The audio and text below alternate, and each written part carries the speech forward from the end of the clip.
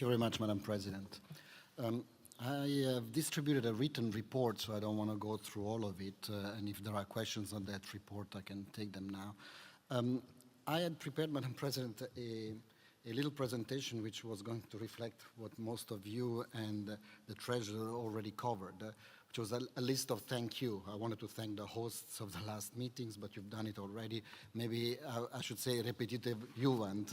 We should say a big thank you, of course, to our host here from Ireland and from Romania, but also the 14 countries that you've mentioned, because we are indeed in a challenging time from a financial point of view, but we can see also that the reality is that many members are coming forth, also without being solicited, to bring in more finances to the Assembly. This shows that you believe in this Assembly, you believe in the work that this Assembly can do. So I'd like to thank again, I mean, you've mentioned 14 countries, but this is Denmark and Austria for hosting our headquarters, Italy and Germany for seconding personnel, Ireland and Portugal for hosting meetings, future meetings, and the extra budget contributions. Many have mentioned that the contribution of Luxembourg, which is quite substantial, thank you very much, but also Switzerland, Iceland, Liechtenstein, Latvia, Estonia, and San Marino, who have now considered also meeting the suggestions that were contained in one of our resolutions that the contribution, minimum contribution should be around 10,000 euro. So thank you, all of you, for these additional contributions. It shows that you appreciate the work of this Assembly, the work that the Secretariat is also putting in to service the parliamentarians.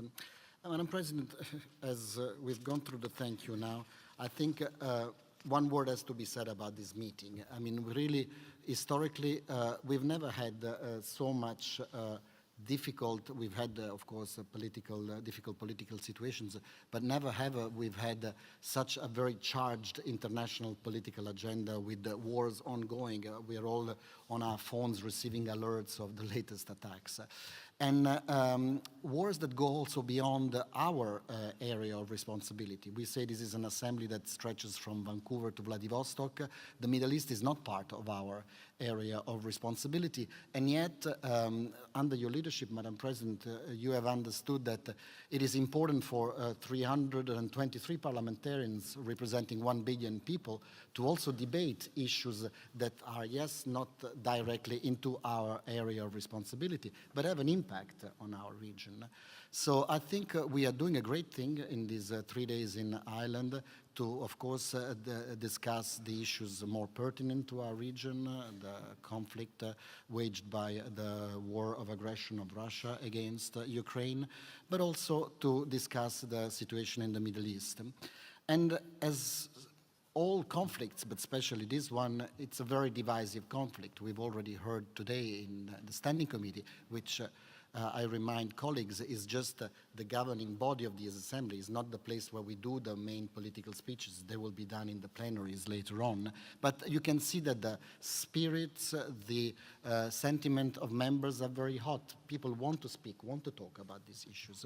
So it's good that we offer them a venue in the next 3 days, thanks to the Irish generosity. And also that at the end of these 3 days, we will have the Mediterranean Forum. I don't know how much of the Middle East issue will be actually left by the 3rd day, because I'm sure in the next 2 days, many of you will want to steam out your frustrations or your opinions and discuss them all already on these first 2 days. But it is good that we offer this. Now, I said it yesterday in a meeting of the Bureau meeting. We also need to be very realistic with who we are and what we can do. I heard Vice President Pons saying, no, but we have to be part of the solution, we have to be engaged, we have to do something concrete. And I do feel you, because I am the same. I feel like I would like to be able to deliver. I would like to be able to do something concrete, be it on the conflicts more closer to us and in our region, especially the situation in Ukraine, but also in other areas of our region, Southeast Europe, Central Asia, the Caucasus. But we have to be realistic on what is the capabilities that we have, what is the possibilities that we have. This is an assembly of elected politicians who can receive a mandate from the president to be a special representative, a special envoy. This assembly can give itself some tools like ad hoc committees, and I think we've done very well in the past in giving ourselves a tool like an ad hoc committee for the major challenges we have: migration, Ukraine, the fight against terrorism. So we have tried as much as possible also being creative on what we can really do to tackle the biggest challenges of our time. But there are some issues where they go beyond our capability of actually being able to resolve. So we can debate them here, we can discuss them here, we can represent what we've done through press releases. And mind you, also we had a discussion yesterday in the Bureau.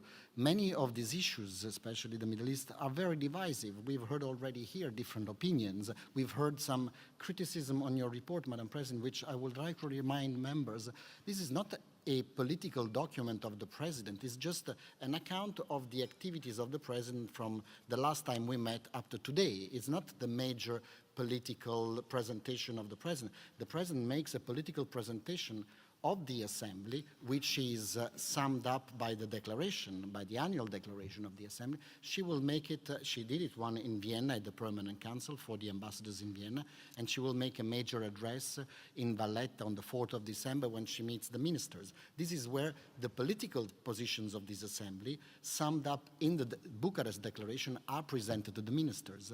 So the report here, and some have also had issues on the wording, is simply an account of the activities of the president. It's not the political position of these assemblies. But I'd like to remind us all to have a little bit of a more sense of reality of what we can really do, what we can realistically deliver, and use those capabilities to the maximum. I think we've done it very well on the Ukrainian dossier. We have been on the spot, we have made visits, we have created tools for ourselves to address the issue. We've understood that maybe we are not capable of doing any mediation work or any negotiations at this level, also because one participating state is not participating and is not contributing and is not being constructive, as you all know. But I think we have exhausted, at least on that dossier, all our capabilities, and we keep on doing this. On the Middle East, I really ask you, use this opportunity to make your statement, to be able to make your presentations, but do not expect this assembly to be able to play a major role, definitely not in the resolution of this. And this is not being too humble or not being ambitious enough. This is being realistic. Many of you have recalled the visit that the president has made together with myself to Jerusalem, to Ramallah, to Sharem Kalom near Gaza, to Majd al-Shams in the north near Lebanon.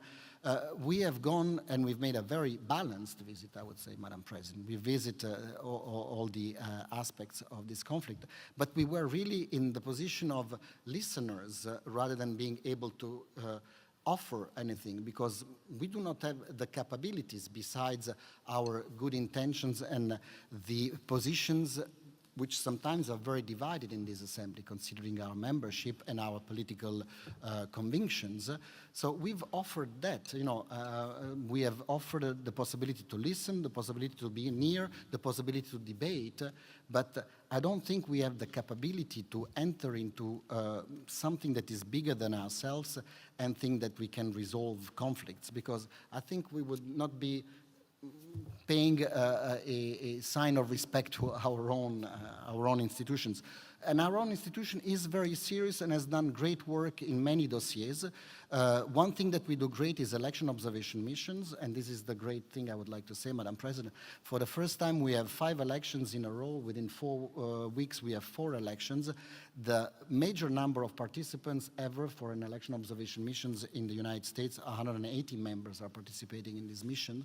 We've never had an operation like this. My colleagues at the Secretariat are working 24/7 to make sure that deployments plans are in place, that the wishes of the members to visit some states are met. So we do very good work in election observation missions in collaboration also with other institutions like the Council of Europe, the NATO Parliamentary Assembly, and I think that needs to be beefed up, and we have to continue to doing that. So those things, we do them well. Let's keep on doing the things that we do well, but of course, let's give ourselves also the possibility to debate issues of major international attention now with a very realistic approach. And Madam President, the last word of thank, because of the long list of thank you that I wanted to make, was a thank you. Now there are only few members here, but to the members, because I must say that I can see our membership is really touched by what's happening and wants to participate. We've had, since the beginning, let's say, of the new year from September, members going to Norway with the youth team, and they've also were here visiting a prison on Monday. We've had this new forum for Southeast Europe that has been established. They've visited Montenegro. They're about to meet also in Serbia in a different forum. They've been in Albania. Greece and Italy, I think, are going to organize visits for them. Turkmenistan is organizing a visit, which is a new kind of conference at the end of November. You are organizing, Madam President, these new activities, field visits to OSCE election observation, election missions in Serbia at the beginning of October. So every week there are a number of 5 activities which include members. Our new special representative on artificial intelligence was also recently addressing a conference. So we are present every week, everywhere, and with our biggest assets. Our biggest asset is the members, is the members' time, the members' willingness to dedicate themselves to these activities, and the Secretariat, and here I thank Gustavo, Andreas, all my colleagues here on the podium for the great work that the Secretariat does, are at the service of these activities that we try to put in place. So thank you very much to all of you. Let's all be very realistic on what we can really do, but let's also be very proud of what we are doing, and I think we are doing a lot and we are doing it well. Thank you very much.